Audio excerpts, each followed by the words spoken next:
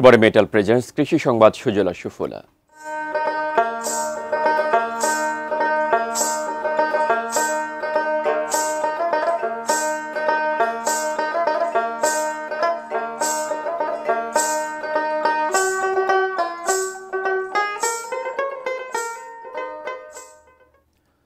আবহাওয়া অনুকূলে থাকায় চলতি মৌসুমে জামালপুর জেলায় বোরো ধানের বাম্পার ফলন হয়েছে।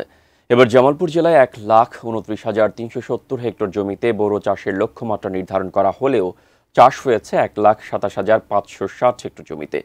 সার, বীজ, কীটনাশক, সেচ, ধান কাটা, মাড়াই ও শ্রমিকের মজুরি সহ সবকিছুর দাম বেশি হওয়ায় উৎপাদন খরচ তুলতে হিমশিম খাচ্ছেন চাষিরা। সরকার প্রতিমণ ধানের দাম 1,440 টাকা নির্ধারণ করলেও জামালপুরের বাজারে প্রতিমণ ধান বিক্রি হচ্ছে 800 থেকে 900 টাকায়। বোরো ধানের ফলনে সন্তুষ্ট হলেও ন্যায্য মূল্য না পেয়ে হতাশ কৃষকরা।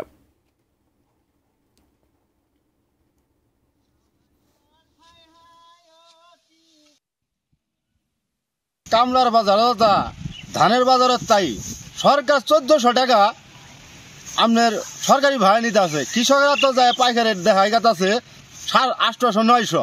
ধানের বাজার কম, কামলা মাইনা বেশি, কামলা মাইনা হলো 800-900, ধানের বাজার হলো 800-900। আমার তো বুঝতে আছে না, সরকার জল কিছু বা দাম বাড়াই দিত। লক্ষ্যমাত্রা ছিল 1,29,370 হেক্টর জমি। আবহাওয়া অনুকূল থাকায় রোগ এবং পোকামাকড়ের আক্রমণ অনেক কম। আশা করছি এবছর আমরা কাঙ্ক্ষিত ফলন পাবো।